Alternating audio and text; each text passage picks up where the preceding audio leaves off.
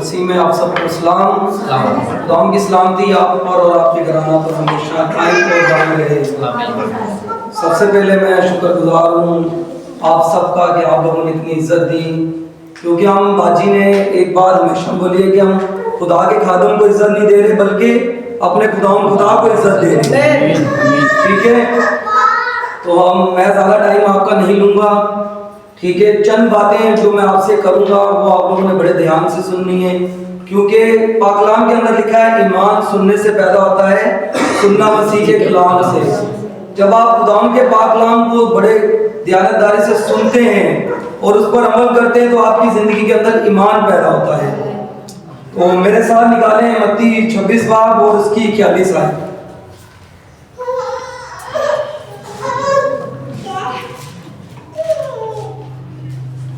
खुदावंद के पाक कलाम में लिखा है मत्ती 26 बाब उसकी 41 आयत, जागो और दुआ करो ताकि आजमाइश में ना पड़ो। खुदावंद के पाक कलाम में लिखा है जागो और दुआ करो। तो आप सब में से कितने लोग दुआ करते हैं अपने घरों में? सभी करते हैं। एक टाइम होगा आप लोगों का। हालेलुया, सब बोले हालेलुया। देखिए, पहले आप लोगों को ये बताने का मकसद ये होता है क्योंकि एक टाइम होना चाहिए हमारा, जिस तरह हमारा खुदा के घर में एक टाइम है 10 से 12, इसी तरह हमारा दुआ का भी एक टाइम होना चाहिए घर के अंदर। जब हम खुदावंद के हुजूर झुकते हैं ना और खुदा से मांगते हैं तो खुदावंद हमें बहुत सारी बरकत देता है। तो आज आप लोगों को मैं बताऊंगा कि दुआ को हमें किस तरह करनी है, खुदा के हुजूर किस तरह झुकना है। हम क्या करते हैं, दुआ शुरू करते हैं और खुदा से मांगना शुरू कर देते हैं कि ऐ खुदा मेरे पास ये नहीं, मुझे ये दे दे। ऐ खुदा इसके पास गाड़ी है, मुझे भी दे दे। तो हमें किसी चीज़ का लालच नहीं करना, हमें अपने खुदा के हुजूर में झुकना है। जिस तरह भी बाजी ने बात की आजमाइश की, तो इसके अंदर भी आपकी आजमाइश है। जब आप दुआ करते हैं तो शैतान आपके इस तरफ दोनों तरफ होता है और आपको मना करेगा आप दुआ नहीं करें। आपके ज़हन के अंदर बहुत सारे ख्याल आते होंगे। हमारे अंदर दुआ होना बहुत ज़रूरी है। जब हमारे अंदर दुआ नहीं होगी, खुदा का पाक कलाम नहीं होगा, तो हम बेदार नहीं हो सकते। तो सबसे पहले आप लोगों ने क्या करना है, खुदा की जी भर के शुक्रगुजारी करनी है। जब तक हम खुदा की जी भर के शुक्रगुजारी नहीं करेंगे, अपने खुदा को नहीं बुलाएंगे, वो नहीं आएगा। कलाम में तो लिखा है मेरे नाम में एक या दो होंगे वो मैं मौजूद हूँगा, लेकिन मौजूद तो तब होंगे खुदा यीशु मसीह जब आप खुदा को पुकारेंगे। जब हम खुदा को पुकारेंगे नहीं तो हमारी जिंदगी में यीशु मसीह कैसे आएगा? तो वक्त है कि हमें दुआ करना बहुत जरूरी है। आपने जीसस मूवी तो सबने देखी होगी, उसके अंदर यीशु मसीह अपने शागिर्दों के साथ जाते हैं पहाड़ पर दुआ करने के लिए। शागिर्द क्या कर जाते हैं? सो जाते हैं। क्यों? यीशु मसीह तो दुआ में झुक जाते हैं, खुदा से कुव्वत मांगते हैं, ताकत मांगते हैं। और बाइबल के अंदर यीशु मसीह ने बार बार कहा है जागो और दुआ करो ताकि आजमाइश में ना पड़ो। दुआ तो हमारी जिंदगी में है ही नहीं। हमें वक्त है कि हम दुआ में झुके। देखिए, अभी बाजी ने एक बहुत प्यारी बात की, 14 तारीख को वैलेंटाइन डे भी आ रहा है और हमारे रोजे का पहला दिन है। ये आप लोगों के लिए आजमाइश है। आप आए चर्च में बुके रखें, फ्लावर रखें, खुदा यीशु मसीह को बोलें खुदा यीशु मसीह आई लव यू, मैं आपसे बहुत सारी मोहब्बत करती हूँ, आप मेरी जिंदगी में आए। आप देखना आपकी जिंदगी कैसे तब्दील होगी। आपकी जिंदगी के अंदर बेकारी पैदा होना शुरू हो जाएगी। अभी जैसे बाजी ने एक गवाही शेयर की हमारे साथ, मैं भी आप लोगों के साथ एक गवाही शेयर करूंगा। जैसे ही हमारे पास बाजी का फोन आया, हम लोगों ने खुदा का शुक्र अदा किया कि खुदा ने हमें इतना बड़ा काम दिया है, क्योंकि ये हमारी ज़िंदगी के अंदर फर्स्ट टाइम ऐसा बड़ा काम हुआ है। और ये सबसे बड़ी गवाही है कि वरना दुनिया में आपने देखा होगा बहुत सारे पास्टर भी हैं, एवेंजलिस्ट भी हैं, खुदा के कलाम को लेके जा रहे हैं, दूर दूर तक लेके जा रहे हैं, लेकिन क्या है, खुदा उनको चुनता है जो खुदा के साथ चलते हैं, जिनके ऊपर खुदा का हाथ होता है। जब हमारी जिंदगी के ऊपर खुदा हाथ रख देता है तो कहते हैं जा मेरे बेटे, जा मेरी बेटी, मैं तेरे साथ हूं। तू दुनिया की इंतहा तक जाएगा तो तब भी मैं तेरे साथ हूं। तो हमें वक्त है कि दुआ की बहुत जरूरत है। हमारे घरों के अंदर मुश्किलात परेशानियां क्यों आती हैं? इसी वजह से आती हैं कि हम दुआ नहीं करते, खुदा के हजूर झुकते नहीं हैं। और पाक कलाम के अंदर भी यही लिखा हुआ है, जागो और दुआ करो ताकि आजमाइश में ना पड़ो। अगर हमने इन आजमाइशों से बचना है तो सबसे पहले आपने खुदा की शुक्रगुजारी करनी है। हम चर्च के अंदर आते हैं, सबसे पहले आके हम दुआ करते हैं, खुदा हम आपका शुक्र अदा करते हैं कि आपने हमें ये मौका दिया कि हम आपके घर आए। तो हमें सबसे पहले क्या करना है? शुक्र अदा करना है। फिर अपने खुदा की क्या करनी है? तारीफ करनी है। तारीफ करने के बाद आप लोगों ने उसके बाद सबसे बड़ा आप लोगों ये स्टेप है, उसके बाद आपने खुदा से बरकत मांगनी है। जब आपको बरकत मिल जाएगी, आपकी मुश्किलें, परेशानियां, तकलीफें सब आपकी जिंदगी से दूर हो जाएंगी। हालेलुया।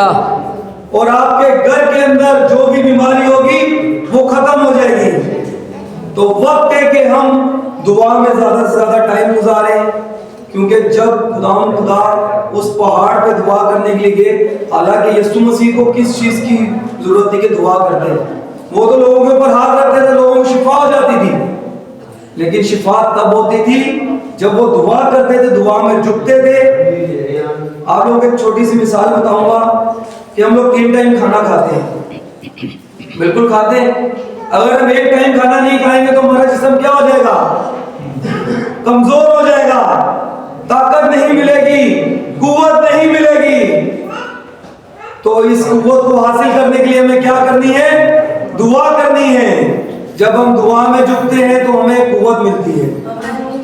और पाक कलाम के अंदर लिखा है कि जब वो औरत जिसका 12 साल से खून बह रहा था, उसका ईमान था कि मैं खुदा यीशु मसीह को छू लूंगी तो मुझे क्या होगी? शिफा मिलेगी। और शिफा ऐसे नहीं मिलती, शिफा पाने के लिए हमें दुआ में आना पड़ेगा, ठीक है। और जब वो औरत, भीड़ इतनी सारी थी, आप देखिए चर्च के अंदर इतने सारे लोग होते, वहां से चल के यहाँ तक आना कितना मुश्किल होता है कि थोड़ा सा इधर हो जाए, थोड़ा सा इधर हो जाए। और वो भीड़ के अंदर से गुजरती हुई जा रही है। उसने ये नहीं सोचा कि लोग मुझे क्या कहेंगे, बस उसका ईमान था कि मैं खुदा का पल्लू छू लूंगी तो मुझे क्या हो जाएगी? शिफा मिल जाएगी। और उसके बाद यीशु मसीह ने शिगिर्दों से क्या कहा कि मेरे अंदर से क्या निकली है? कुव्वत निकली है। Hallelujah, hallelujah.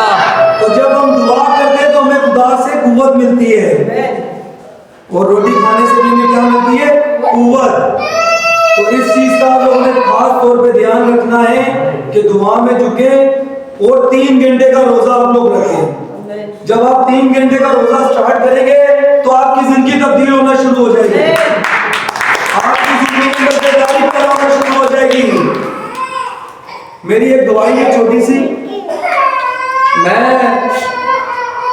पहले चर्च जाता था ऐसे ही, क्योंकि हमारे अक्सर लोग क्या करते हैं, देखिए हर किसी की जिंदगी के अंदर जब यीशु मसीह काम करता है तो वो जिंदगी तब्दील हो जाती है। तो हमारी जिंदगी भी ऐसी थी, हम लोग गलियों में घूमते थे। अच्छा अभी चर्च का टाइम हो गया, घर वालों ने बोला आप चर्च चलो, हाँ आप लोग चलो, हम लोग आ रहे हैं। जब प्रस्तिश पूरी खत्म हो जाती थी, कलाम स्टार्ट होने वाला होता था, हम लोग चर्च में जाके बैठ जाते थे। इससे क्या हुआ कि हमें बरकत नहीं मिली। अगर पूरी बरकत चाहिए तो मीटिंग को शुरू से लेकर आखिर तक हमने खुदा के साथ प्रस्तिश करनी है, उसको अटेंड करना है। उससे क्या होता है, हमारे अंदर जो रूहानी बीमारी होती है ना, ये आना शुरू हो जाती है। चर्च ना आना, खुदा के पाक कलाम को ना सुनना, प्रस्तिश में नहीं आना, क्योंकि देखो प्रस्तिश के वसीला से आपकी जिंदगी के अंदर तब्दीलियां शुरू होती हैं। क्योंकि मैंने आपको शुरू में एक बात बताई है, रोमियो 10 बात के अंदर लिखा है, ईमान सुनने से पैदा होता है, सुनना मसीह के कलाम से। जब हम प्रस्तिश के वसीला से लोग शिफा पाते हैं, दुआ के जरिए लोग शिफा पाते हैं, पाक कलाम सुन के लोग शिफा पाते हैं। तो उस औरत ने कहा था कि मेरा ईमान है कि मैं पल्लू छू लूंगी तो मुझे शिफा हो जाएगी। आपने जकरिया के बारे में सुना होगा, जकरिया को सब जानते हैं। जकरिया बपतिस्मा देने वाले का बाप, ठीक है, उनके घर में भी औलाद नहीं थी। तो ये उसके लिए देखिए उसकी जिंदगी के अंदर खुदा ने किस तरह काम किया। हालांकि जकरिया काहिन था, काहिन आपको पता है उस दौर में काहिन जो होते थे उनके ऊपर कितनी सारी जिम्मेदारियां होती थी, खुदा के घर को साफ करना, देखना। और वो देखिए जकरिया जब खुदा के हुजूर में झुका, उसने दुआ करना शुरू की। क्या की? दुआ। जब हम दुआ करते हैं तो खुदावंद हमारी दुआओं को सुनता है और उसका जवाब भी हमें मिलता है। तो जकरिया खुदा के हुजूर झुक गया और खुदावंद का फरिश्ता जकरिया के पास आके कहा, ऐ जकरिया तेरी दुआ सुन ली गई है। और जकरिया को क्या मिल गया? बेटा। और खुदा ने उसका नाम भी बताया, यूहन्ना रखना। आप लोगों ने जकरिया की स्टोरी सुनी होगी। तो जब हम दुआ में झुकते हैं ना तो खुदा हमारी दुआओं को सुनता है, लेकिन एक टाइम टेबल, टाइम। आप जैसे रात को 3 बजे उठ के दुआ करते हैं तो खुदा हमारे साथ आके क्या करता है? बातचीत करता है। ये दुआ ही है जिससे हम खुदा से बातचीत करते हैं। आप अपने घरों में अपने भाइयों से, बहनों से, माओ से बात करते हैं। मेरी बात ध्यान से सुन लें आप लोग। आप अपने घरों में सबसे बात करते हैं, ये एक सिंपल बातचीत है हमारी। तो जब हम खुदा के हुजूर में झुकते हैं तो हम खुदा से जब दुआ में बात कर रहे होते हैं तो ये हमारा रास्ता खुदा के साथ हो रहा होता है। हम अपने खुदा से बात कर रहे होते हैं।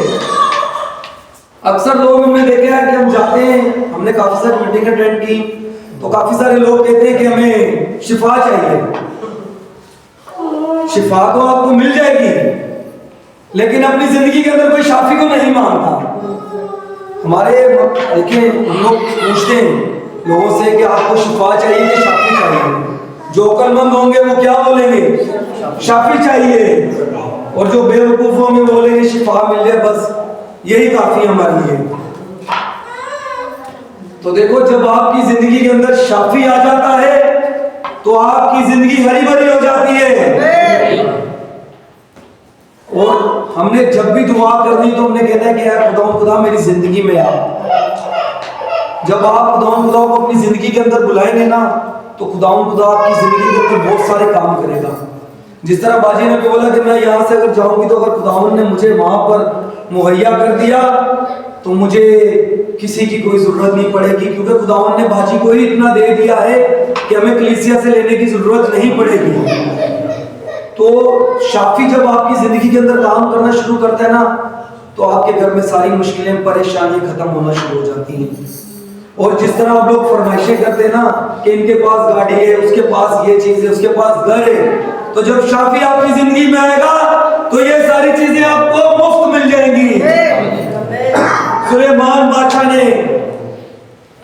बादशाह को सुना होगा। सुलेमान बादशाह वो बादशाह था जो बहुत ही नेक था और उसने खुदावन ने उससे कहा कि ऐ सुलेमान तू बता तुझे क्या चाहिए। सुलेमान ने तो कुछ नहीं मांगा। क्या मांगा था आप लोगों को पता है? क्या मांगा था?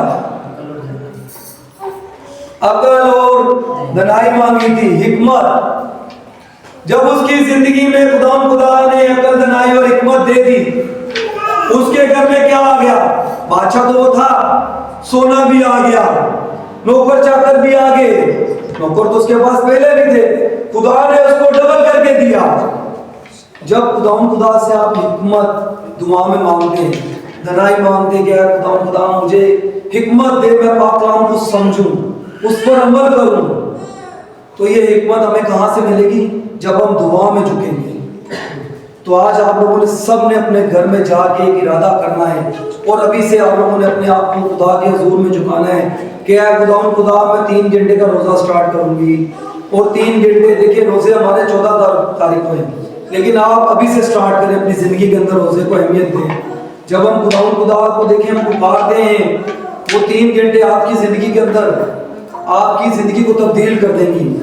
आपके अंदर बेदारी पैदा होना शुरू हो जाएगी। हम खुदा के पाक कलाम को जब देखें, मैंने आपको एक गवाही अपनी बताई है कि हम लोग पहले चर्च नहीं आते थे इस तरह, बस टेम्परेरी आए, दुआ की और चले गए। आपने पूरी दुआ को अटेंड करना है, खुदा के पाक कलाम को सुनना है, प्रस्तिश में पूरा साथ देना है, क्योंकि खुदा के पाक कलाम में लिखा है मेरे नाम में एक या दो होंगे वहां पर मैं मौजूद हूँगा। लेकिन खुदा तब मौजूद होगा जब आप अपने दिल और अकल को साफ करके खुदा के घर में आएंगे, तब खुदा में बरकत देगा, तब हम बरकत पाएंगे, क्योंकि दुआ ही वो रास्ता है जो हमें खुदा से मुलाकात करवाता है। अगर आप चाहते हैं कि खुदावंद आपकी ज़िंदगी में आए, आपकी ज़िंदगी के अंदर काम होना शुरू हो जाए, तो वक्त है कि हम दुआ में झुकें। हमने उन शागिर्दों की तरह सो नहीं जाना, गफलत की नींद हम लोगों ने नहीं सोना, बल्कि उस नींद को हमने अपने आप से भगाना है और खुदा के हुजूर में झुकना है और खुदा से मांगना है कि हमें कुव्वत दे। जब आप कुव्वत पाएंगे तो आप किसी के लिए भी दुआ करेंगे तो खुदावंद आपकी दुआ सुनेगा और उस बीमार आदमी को शिफा होगा। और सारा जलाल किसको मिलेगा? यीशु मसीह को। तो वक्त है कि हमें अपनी जिंदगियों को तब्दील करना है और खुदा के हुजूर में झुकना है। खुदा के पाक कलाम पढ़े और उसमें जाने पर खुदा की बरकत हो।